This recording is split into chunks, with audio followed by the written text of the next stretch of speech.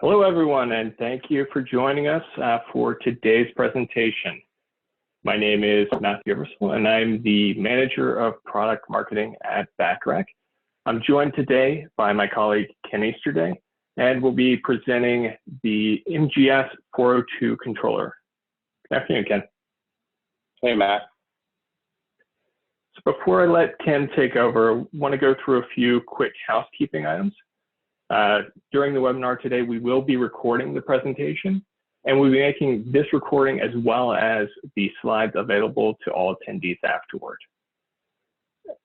As this is a webinar, all attendees will be in mute mode only. You have the option to listen via your computer audio or dial in. I would recommend that if you're able to dial in, we understand that the audio is a little bit better if you're using that option.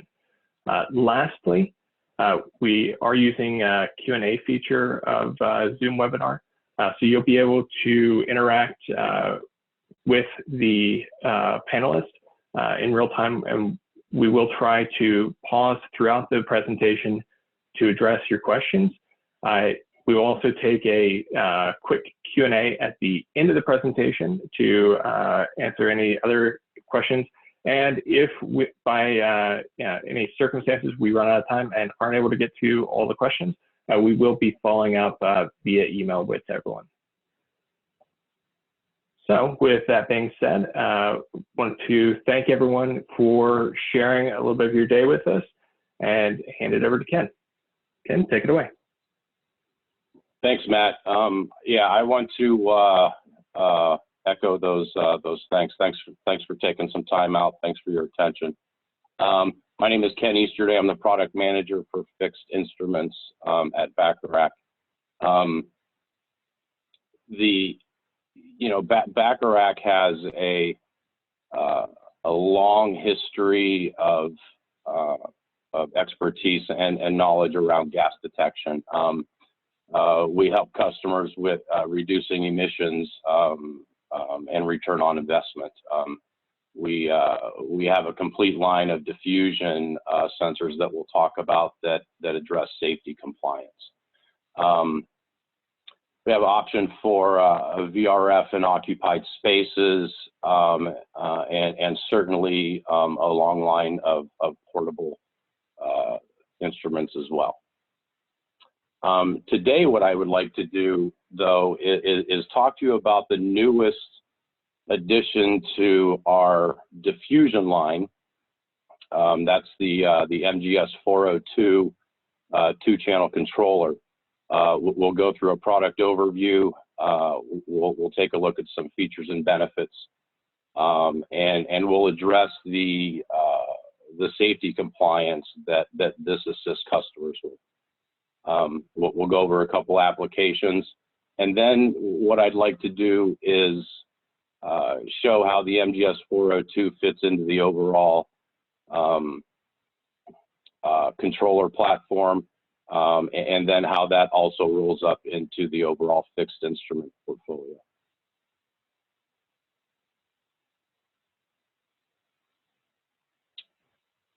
So what sets the 402 apart? The 402 Gas Detection Controller is a two-channel controller. It's for a small two-channel gas detection network. It provides the central power and communications for the system. The panel on the front of the controller shows the current status of both channels that it's connected to, and there's an alarm silence button on the controller for each one of those channels. So you have complete channel status at the controller wherever it's located of two remote gas detectors. The MGS-402 has a really wide temperature range and makes it ideal for a lot of different applications.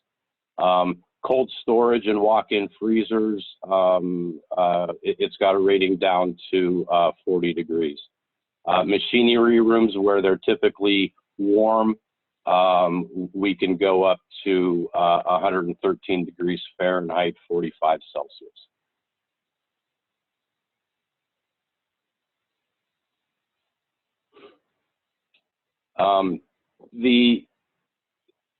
One of the real neat features with the MGS-402 is its alarming feature, as you can see in the graphic there. The entire bezel around the controller lights up when it is either in when it's in an alarm status, whether it's fault low or high alarm. So a lot of attention grabbing, the entire bezel lights up, really neat integrated strobe. Also for the audible, there is an 80 decibel horn in the controller itself. In addition, the two MGS diffusion gas detectors that are connected to the controller also have alarming, and that's by way of LEDs on the front panel, and also a horn that is in each of the two gas detectors. And that's real important, as we'll get to in a few minutes when we start to talk about industry standards and alarming inside and outside of spaces.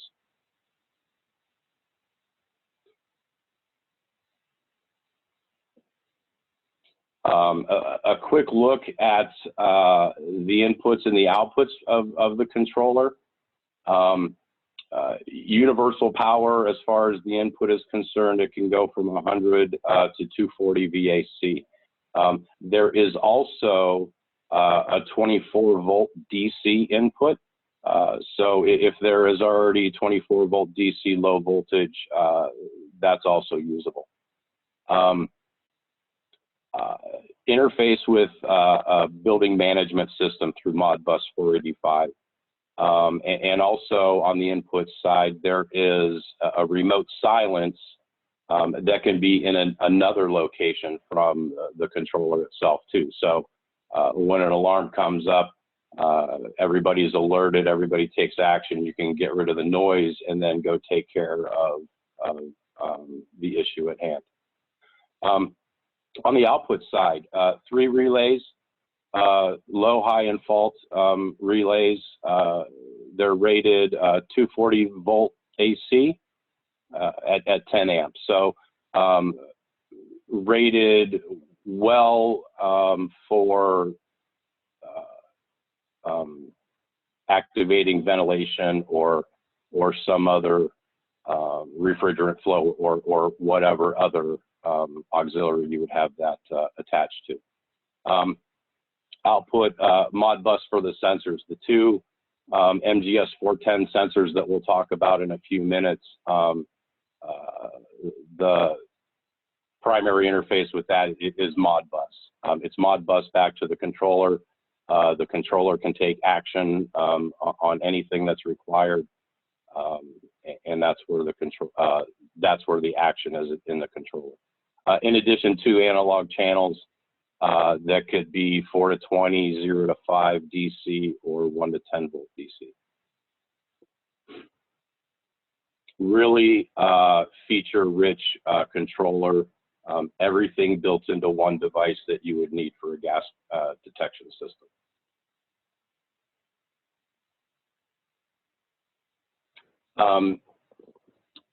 This is a schematic look of how the whole system is put together. A couple of different things. We talked about your mechanical freezer or cooler application briefly. Your two gas detectors are typically inside of those rooms, wherever that may be. And again, you've got your audible and visual alarms in the detectors themselves. In between, you can have separate Modbus and separate power to the sensors. This can also be one 5-conductor cable, shielded cable that, and you would find the spec in our user manuals. And then the controller itself is outside of that room, and you've got your audible and visual alarms here. Now, the distance in between is really one of the benefits of this configuration. The gas detectors themselves can be up to 1,000 feet away from the controller, so real flexible. If there are wiring challenges, you know, this should take care of it. Hey, Ken, before we proceed over to look at some of the applications, we have had a couple questions come in. I want to encourage all the attendees to use that Q&A widget to relay your questions over to us. But we had a question regarding the power and communications to 410s, and also I think maybe a clarification on the power for external devices. So just to clarify, the MGS-402 is able to power both 410s, and when we're talking about external devices, could you maybe expound on that a little bit? Yeah, external devices through the relays. And you know, these can be hooked up to a variety of different things. Of course, the standards that we'll look at in a minute talk about activating ventilation when there is a gas detection alarm. So that's one of the things that can be through the relays. There is a fault alarm, and through some of the standards that it's outlined that even a fault, because there may be a communication or a power issue, a fault should be treated as a gas alarm and responded to accordingly. So you can wire into that, and then, you know, of course the relays are a dry contact. Typical applications are you can daisy chain your 100 or 240 VAC coming in through those relays as a power source, and then, you know, whatever auxiliary device you have connected up to that can be applied to either the normally open or the normally closed contact, whatever you prefer. The power to the sensors, just to be clear, it is provided by the controller. It's 24-volt DC, and there's no reason to use any. There's no reason for power at the gas detectors. That's taken care of by the controller. But that 24 volts is solely for those two gas detectors and not for those auxiliary devices. Thank you. And then we had one other question about the 410 more specifically. I think the individual's asking about using either different gas sensors or different ranges for the 410. Is that something that a installer would be able to use with the 410 and the 402? Yeah, so the 410 gas detectors, and we'll get into a little bit more detail as we move on here. You could have the gas sensor elements themselves are field replaceable. You could purchase pre-calibrated sensors at the factory. They could have the same refrigerant sensor in it. They could have a different gas detector element in it. It doesn't matter either way. Any one of the plus 45 gases and concentrations that we offer can be put in either or of those two sensors. All right, thanks, Ken. Okay. So the MGS-402 deployed in refrigeration applications. So the thing that we want to start with here, and I apologize for the slide, it is wordy, but the reason why we're deploying this system is right around the industry standards, specifically, you know, ASHRAE 15, CSA B52, and in Europe EN 378. Here is and ASHRAE 15 is really a whole lot more than gas detection. Gas detection is a very small part of it, but that's kind of the language that we have to understand.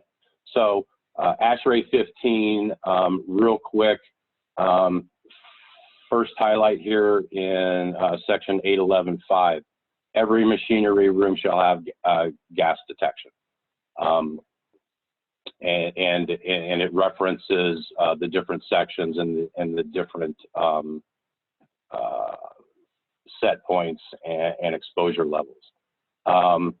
The alarm in this same standard 811.5, the alarm shall enunciate visible and audible alarms inside and outside the entrances. So this fits right into the application with the 402 and the 410s.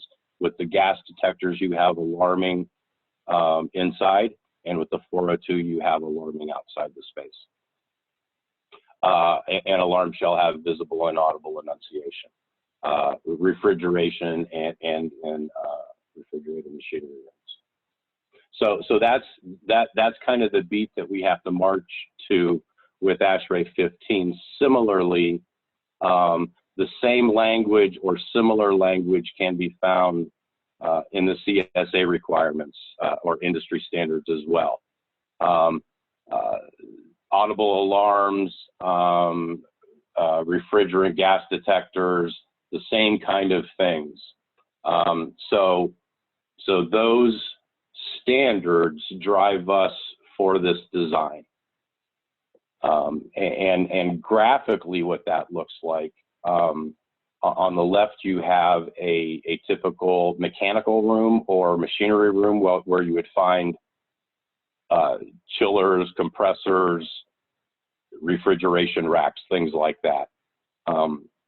You know, the 402 is a great application, and you've got your audible visual inside, you've got your audible visual outside, and this 402 is probably going to be connected to this mechanical ventilation in case there's alarm levels to pick up the ventilation, alarm everybody, let everybody know what's going on.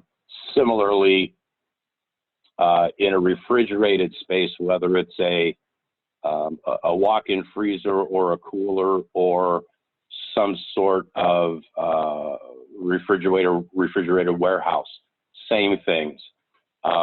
You've got your integrated alarms inside with the MGS-410s and your 402 outside the door. And it's important to differentiate between those two briefly. The alarming inside the space is going to allow anybody who's in the space notice to get out.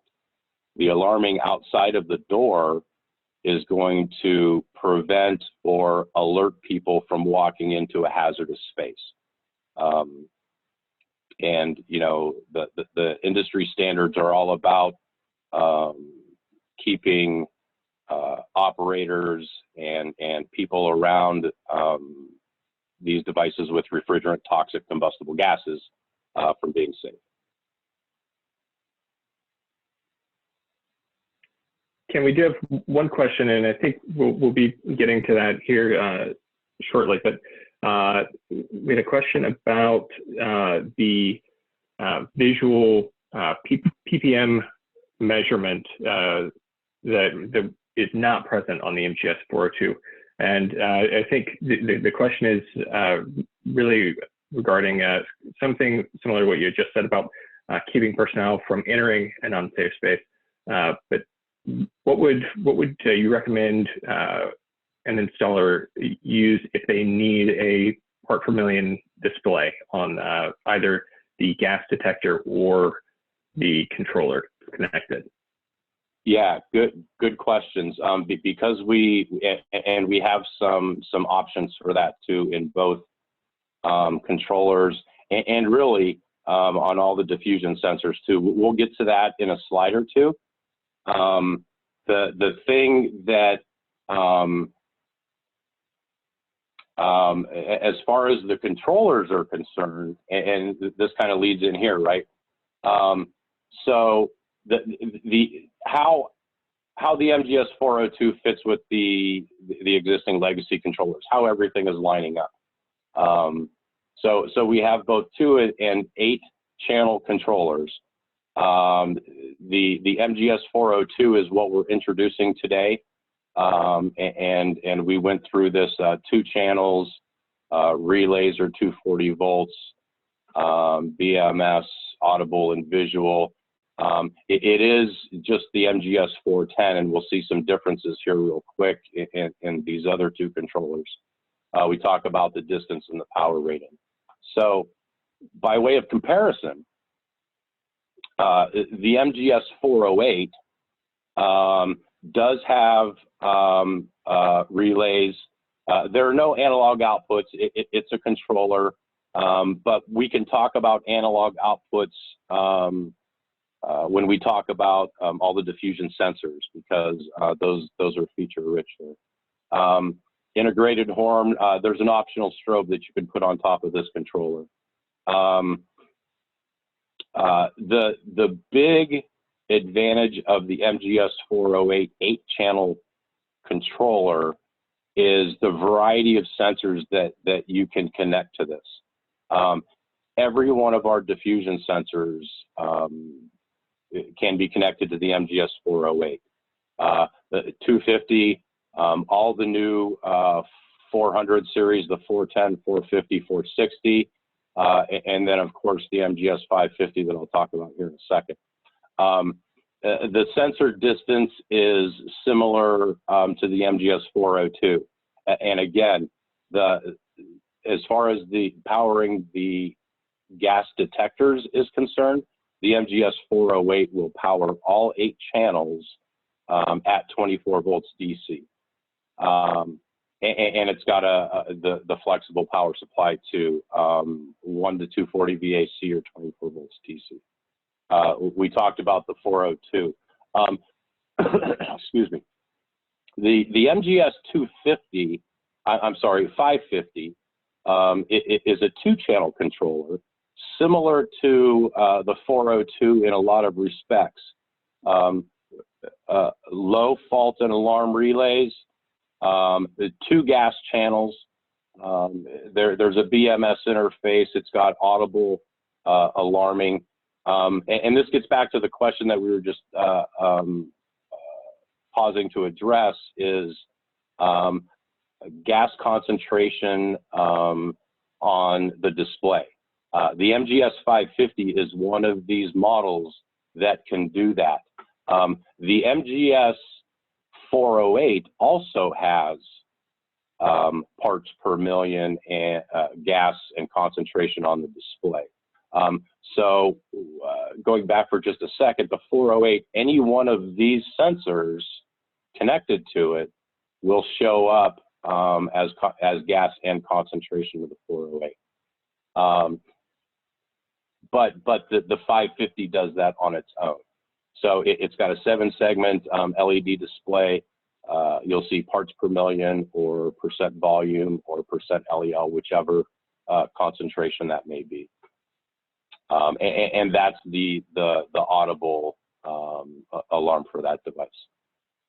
And the MGS-550 has purpose-built sensors where it's either mounted locally on the actual enclosure, or it can be a remote sensor, or both channels can be remote or local. And then those sensors have a 16-foot or 5-meter limitation, powered by 24 volt DC. We talked about that briefly. So that's an overview of the Bacharach diffusion controllers.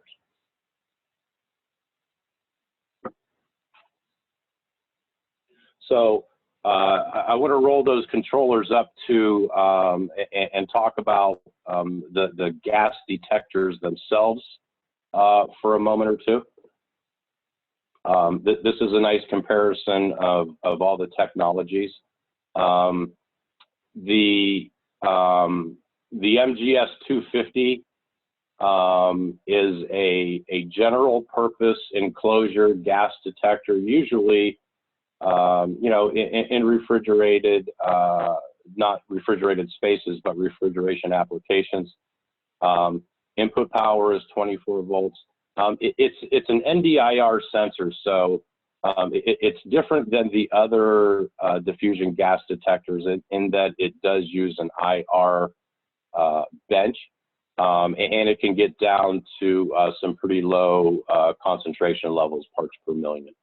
The MGS-250 does have it will display the gas and concentration on the device itself, just like the 550. There's a 7-segment LED display, and it cycles through the gas and concentration on that. So that's one of the other options for real-time concentration levels. Modbus interface. It's got an analog output and a relay for ventilation as well. Audible and visual. As we progress to the right of the slide, we get into the middle rows where we start talking about the MGS-400 series. This was newly released about a year or two ago, and the MGS-410 was the sensor that we were discussing while describing the 402. Just like the MGS-402, it's got an IP66 enclosure. Here's that 24-volt DC that the 402 or the 408 would provide for the gas detector itself. Different technologies as far as the sensor type. There's one gas per detector, and it's really a simple, sophisticated gas detection piece of equipment, but the interface is just Modbus. Unlike the other MGS-400 series, where we'll start to talk about relays and analog outputs, the 410 is just a Modbus interface back to that gas detector. So real simple, real easy application. And then the gas detectors themselves have buzzers and LEDs as we go forward. The 450 has a couple different enclosure options. Same voltage and sensors that you'll see across the whole 400 series product line. But when we get to the 450 and certainly the 462, this is when you're going to get into the analog outputs and the relays. So these instruments, along with you know, the controller that they're hooked up to, the 408, the detectors themselves can fire off auxiliary equipment, whether that's ventilation or reducing refrigerant flow or whatever that auxiliary device may be. And then we'll get into the part per million question. We'll be able to address that with the 400 series. I'm gonna hold on to that for another slide, and move over to the MGS-550. So we've been talking about this as a little bit as we go along. Two-channel controller, same technologies as most of the other stuff. Modbus, it's got relays and it's got audible and visual. But again, you're going to find that part per million and gas concentration on the MGS-550 in the 7-segment LED display.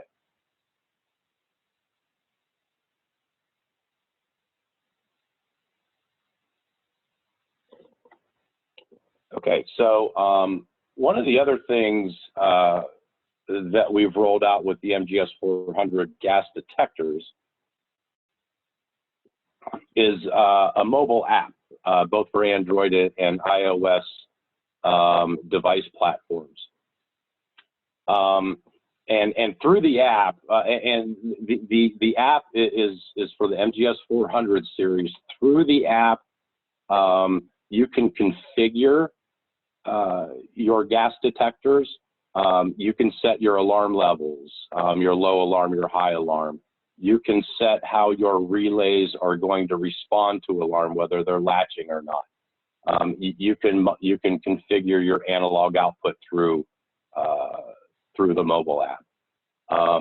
In addition, you can calibrate through the app, and it's got a lot of neat features that make the calibration process a little bit quicker. As far as scanning your Bacharach gas bottles to get all that pre-populated in, and then going through the process. Same discussion around calibration. The app, through the app, you can get a calibration certificate and send that through your email application, whatever that may be, or post it to your compliance site or something like that when you go through the calibration process. And for the MGS-400 gas detectors, the app is where you're going to see the real-time parts per million gas measurement. So, and the MGS-550 and 560 gas detectors are actually a standalone device. They can stand on their own, and they've got your audible alarming with the LEDs. They've got, with visual with the LEDs, audible with the buzzer. You've got your part per million through the app. So you are getting that information. In addition, it's got the 450 and the 460 have those relays and analog outputs, so they can actuate those auxiliary devices, ventilation, refrigerant flow on their own. Now, the good news is you can also hook those up to the controller, the 408 that I was describing. But you know, the app really gives you a really good look into the controller. You've got real-time PPM. In addition, there's a test mode, so I can go in after I deploy my 400 series gas detectors and exercise the relays and make sure that those systems operate accordingly. I can operate the analog output to make sure that whatever that system is hooked up to, BMS, fire safety panel, whatever that may be, operates correctly. So there's a way to do a functional test right through the app.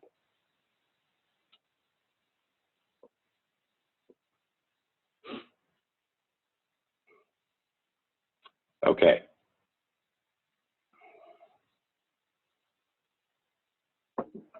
So now what I'd like to do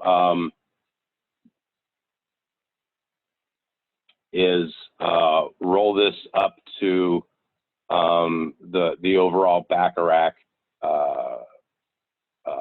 gas detection offering.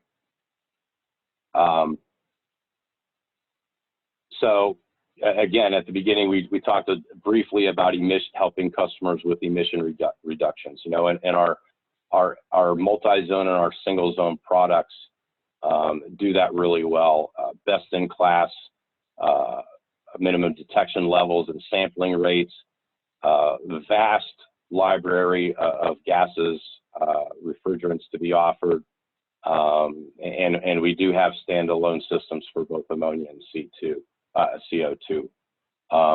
We just went through all of our safety gas compliance products, where we're helping customers, you know, meet ASHRAE 15 EN 378 and CSA B52. We've got a really easy to use app that you can use to configure these devices and interact with them and understand what they're doing. And again, we've got over 40 different refrigerant, toxic, and combustible gases that we can offer.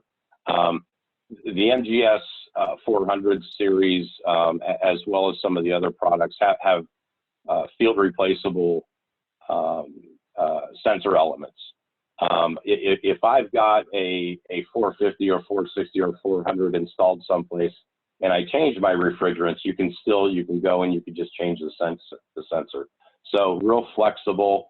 And we talked about all the configurations hooking up to controllers and to building automation systems. We've got an occupied spaces offering in our MVR 300, unobtrusive design, local alarming, and relays to increase, again, ventilation or systems or reduce flow. And we do have an option to hook those also up to a controller, a special controller for our MVR system. And then, of course, we've got our portable leak detection. You know, both best in class, a lot of synergies between the PGM IR and the MZ products.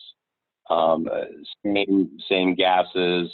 And this product's all about finding small leaks real fast and helping customers fix those and increasing their return on investment and decreasing their use of refrigerant.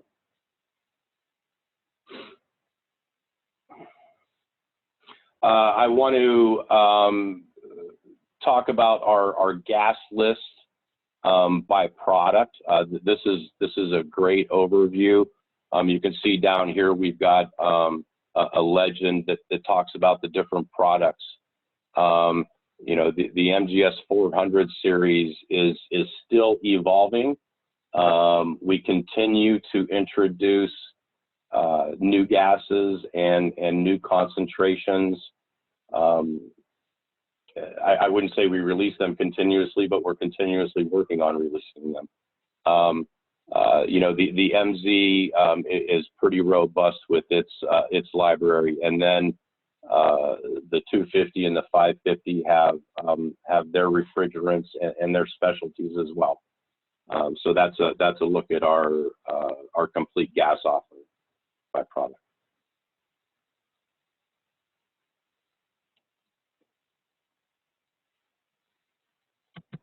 All right, thanks, Ken. Yeah, so we do have a few questions that have come in from attendees. Again, just ask if you have any questions, please use the Q&A widget at the bottom of the screen to relay those over to the team, and we'll be asking those now. So the first question I have, Ken, is maybe just a clarification. The MGS-402 does not work with the app, correct? The app does not work directly with the controller, but the app is designed and works well with the 400, the MGS-410 gas detectors. That's what the app is designed for, the gas detectors, yes. Okay, and just for everyone on the line, those are the connections made via Bluetooth, and so we have a fairly significant range on those, right, Ken? The Bluetooth radius or radio range, is that the question? Yeah, I think it's about 30 feet. I don't know the exact number, but I think it's right around 30 feet or so. But I mean, the connection back to the gas controllers, if you do get disconnected, is really easy. All right, thanks. So we had a question. I think you'd mentioned a push button silence on the MGS-402 controller. Could you maybe give the attendees a little bit better description of what the push button silence would allow users to do? Sure. The remote silence push button, it's kind of a flexible option. So if I've got, you know, if we go back to that, the mechanical room example, the graphic, we had our gas detectors inside the room. We had our controller, our MGS-402 outside the room. And really the industry standard kind of says that's how it's got to be. But, you know, you could have, you know, your compliance officer or, the gas detection response team or whoever responds to alarms in your facility, they may be off in some other room. They're not necessarily sitting outside of the mechanical room waiting for that thing to alarm. So they're off some other place. But when it alarms, it's going to be loud enough that everybody hears it and everybody responds. The remote silence is meant to be used when you're responding to a situation. So the alarm happens, you get your response teams to do what they're supposed to do. You evacuate people, and once that's done, it may take a few minutes to figure out what the problem is. The remote silence is really used to push at that point just to turn off the noise.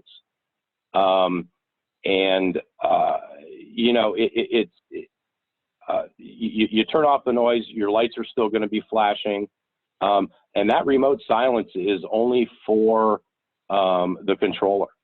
The individual sensors in whatever location they're at, they will continue to go off. So that's just to silence the controller itself, just to reduce the noise while you're responding to the issue. Okay, great, Ken, thank you.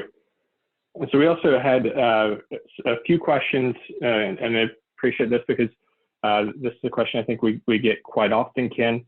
Questions about the number and placement of gas detectors.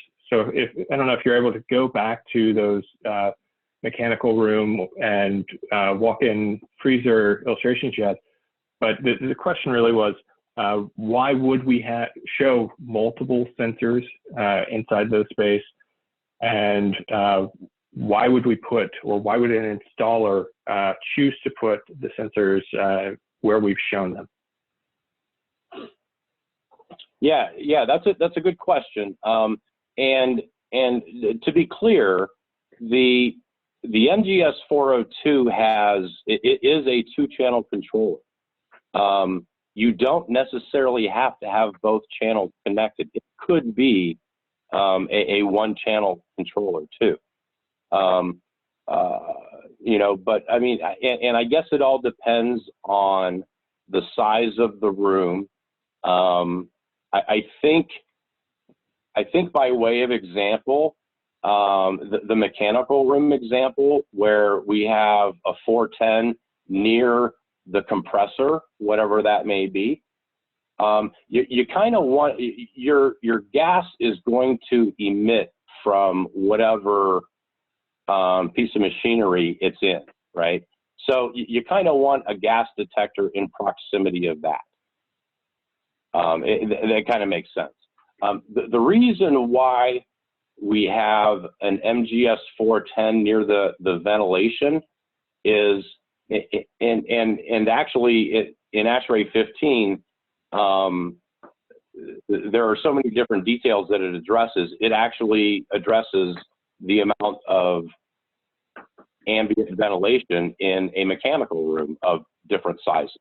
So there's always going to be some mechanical ventilation. There's always going to be some natural airflow in whatever room that is. And typically, it will enter from a free air space or an open door or under the door, someplace where there is air to come in. And in this mechanical room example, it's going to lead over naturally to the ambient ventilation, whatever that is. And that's why you have a gas detector there, because it may not pool here. It may get picked up, the gas may get picked up by some ambient airflow and taken towards the ventilation. So that's why you may want to have a detector near the ventilation. Did I answer all of those questions?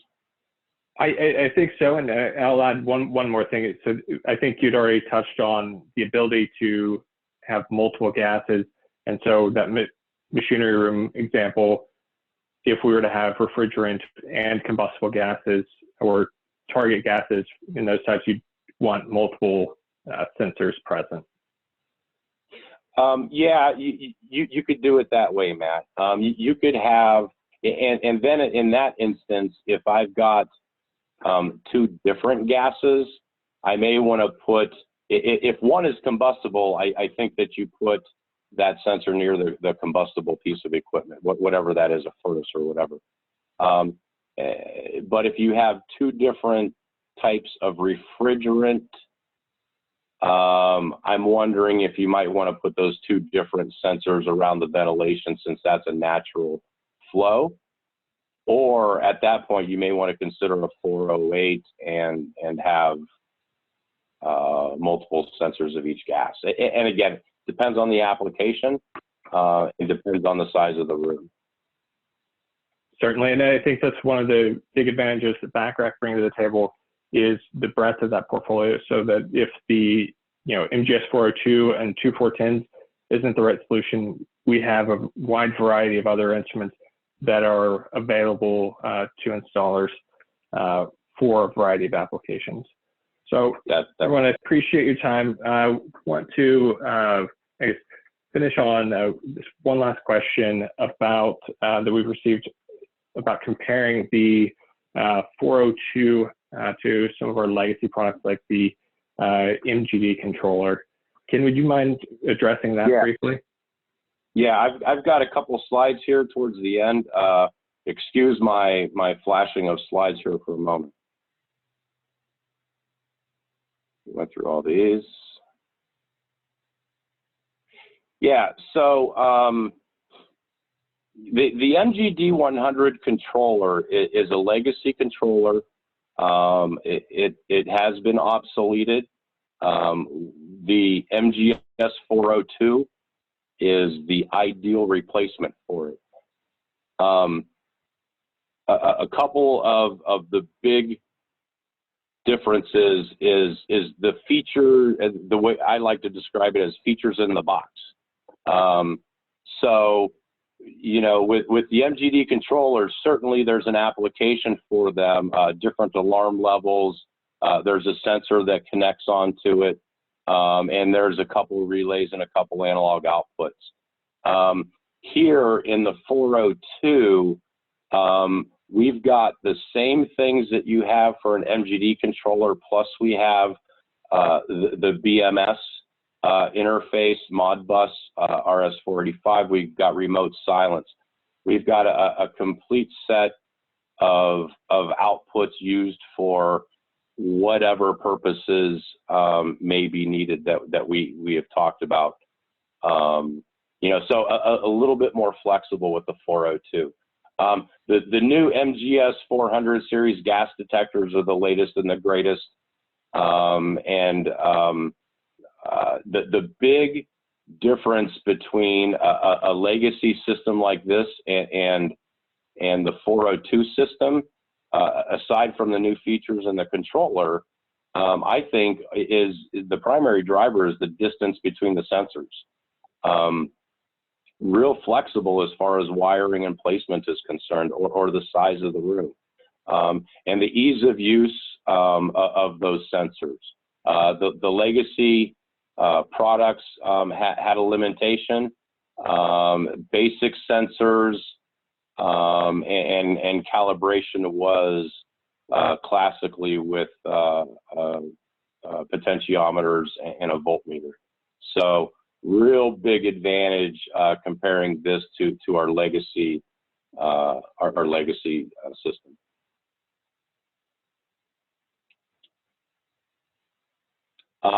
I've got a side-by-side comparison with the 505. I know that we talked about that, but this is really the closest like product in the Bacharach offering.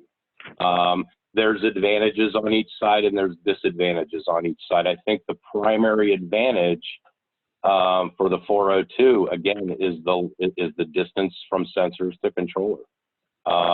With the 550, we either have the sensors on board or we have one or two remote sensors.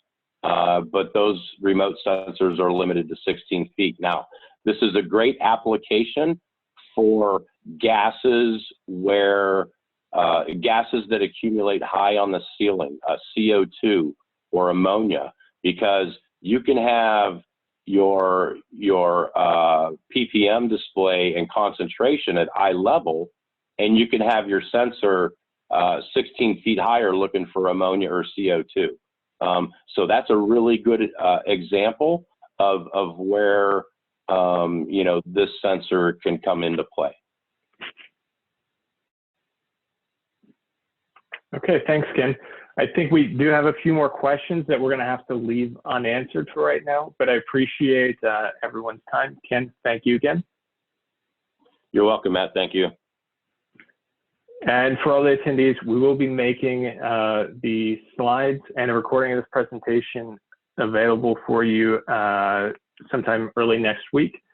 And again, we appreciate all of your time. Thank you again and have a great day.